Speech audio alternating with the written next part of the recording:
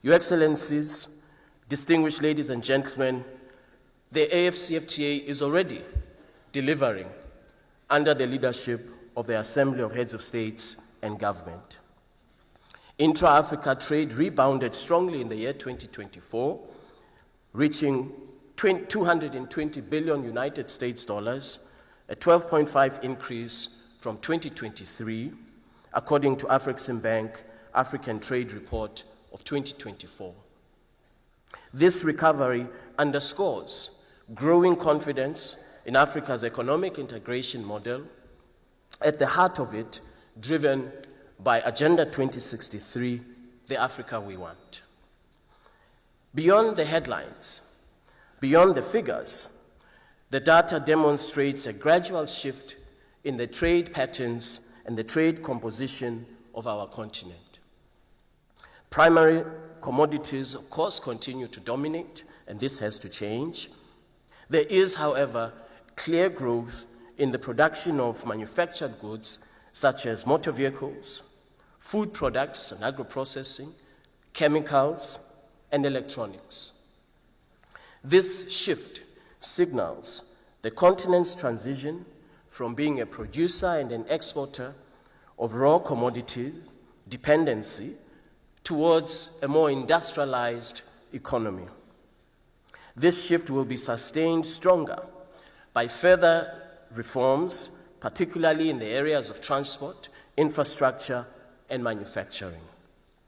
Indeed, through the adoption of the protocols of the African Continental Free Trade Area, the most recent, which was adopted by our heads of states, is a protocol on digital trade, as well as operating instruments of the AFCFTA, such as rules of origin, the e-certificate of origin, the Pan-African payment and settlement system that has ably been led by Afreximbank with our support, the private sector engagement strategy, the AFCFTA adjustment fund, and soon the transit guarantee scheme are all instruments that position our continent to reach the objective of our founding mothers and fathers of a single integrated market in Africa. The protocol on digital trade in particular opens new avenues for young entrepreneurs, for innovators, for fintechs, and ICT-enabled services. Where we harness Africa's digital economy, we have the potential to generate millions of jobs for young Africans who are, of course, on the cutting edge of digital innovation in Africa. We must take urgent and concrete steps to ensure that no country is left behind, no entrepreneur is left behind, no SME is left behind as we roll out the AFCFTA digital economy. As we celebrate this progress, we must, of course, look ahead and confront the challenges that we know we will face along the way. Let me explain and set out a few of these challenges. First, integration is not only about trade rules. It must also be about connectivity. Many of us to arrive in Algiers had to connect outside of the African continent. Connectivity for intra-Africa travel must be improved. In this regard, the single African air transport market implementation becomes a priority. The Intra-African Trade Fair, through its 4 editions since 2018, has proven to be a solid platform for launching winning ideas and initiatives, forging continental and global partnerships, unlocking critical funding, and visualizing unprecedented market opportunities. It's also proven itself to be a formidable platform for the new struggle for economic independence of all Africans, regardless of color, creed, location, gender, or status. The participation of Afreximbank, other African multilateral financial institutions, commercial banks, insurance companies, and other financial institutions remind our people with solid bankable that they too can dream big and expect the dreams to come true and not end in a pipe. It was not that Africa did not have kids as capable as, or even better than, many global giants, such as Bill Gates, Zuckerberg, and Steve Jobs. What we did not have was the capital and cohesive market to give them the audacity to dream. Gradually and surely, that is changing. We are reaching a stage where African kids can also dream, and some green shoots are beginning to emerge, as evident in the few unicorns Africa has bettered in recent years. That is why we are pleased that today, IATF has become the rallying point where the kids from the Kabylie region in the deserts of Algeria, Abu Simbel in the southern tips of Egypt, Kiwa Island in Tanzania, Ngongom in Senegal, and Tabankulu in South Africa, my own small town, Nokwa in Nigeria, and many others in between can expect to bring their ideas, creativity, innovation, and expect not only to be listened to with respect, but actually supported. We believe that we have built a platform and supporting ecosystem where young Africans who may change the way the world lives, reads, interrelates, does business, and manages.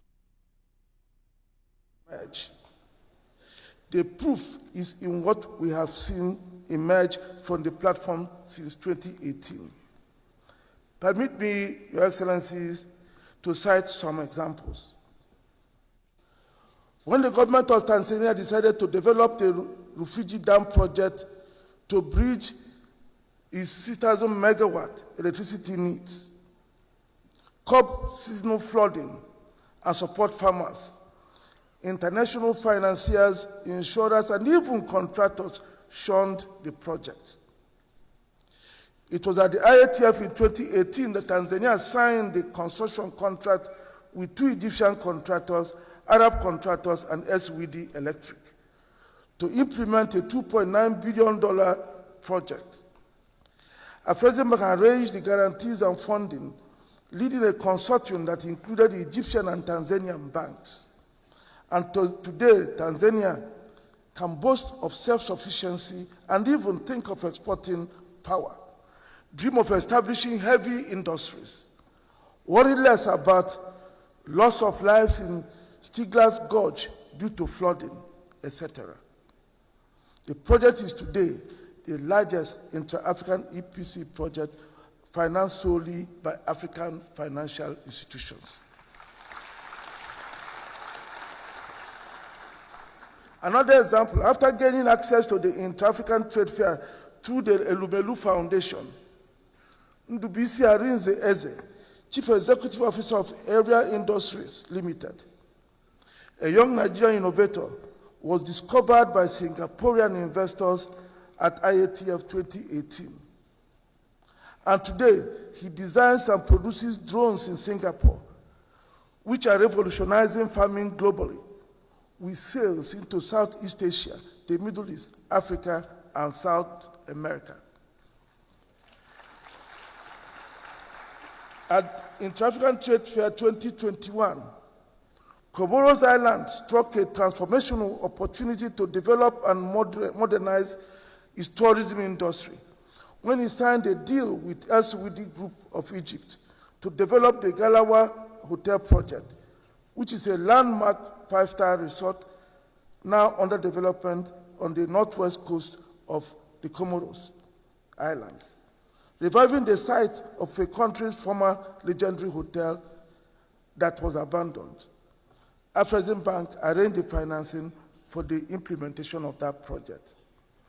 At the 2023 IATF, Afresibank signed a $450 million global credit facility with our RISE integrated industrial platform, a leading developer and operator of industrial parks and special economic zones.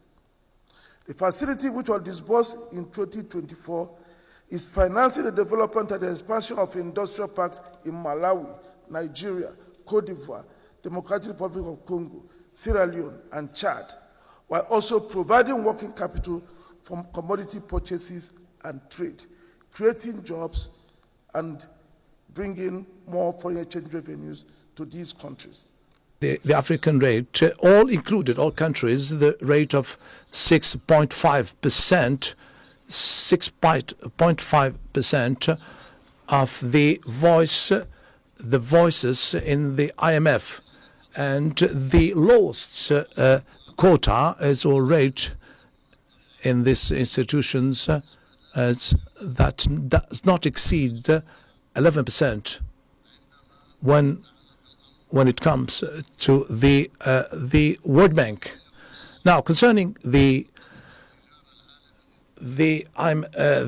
World Trade Organization, despite Africa has got the position of the general manager for the first time in history, that this acquisition and this position that we've got doesn't cover the fact that Africa is limited in its status in decision making within this organization, which is the World Trade Organization. The second data as the quota of Africa in the world trade does not exceed 3%, and it's nothing compared to the resources that constitutes 30% of the world trade, the world natural resources.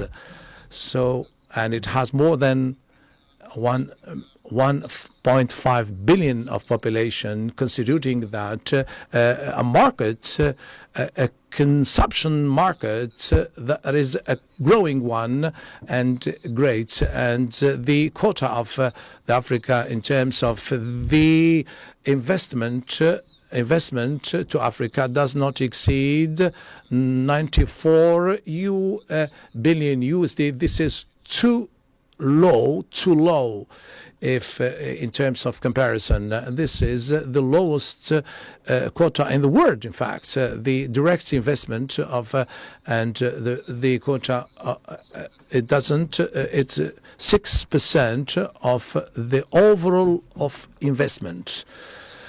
The third data, it is the intra-African trade is still represents only 15%. That is to say, the exchange between the African countries compared to the intra-African, it reaches in Europe 60%. So in Africa, it does not exceed more than 15%, 1.5. Undoubtedly, then this situation cannot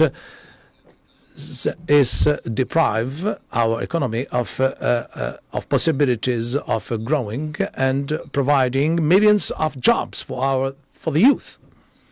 And the fourth data is, and Africa is suffering from a big gap in the infrastructure to transport, power, and communication and financing. And this is the gap that represents 90 billion USD annually, and it costs Africa an annual drop of 2% of its GDP.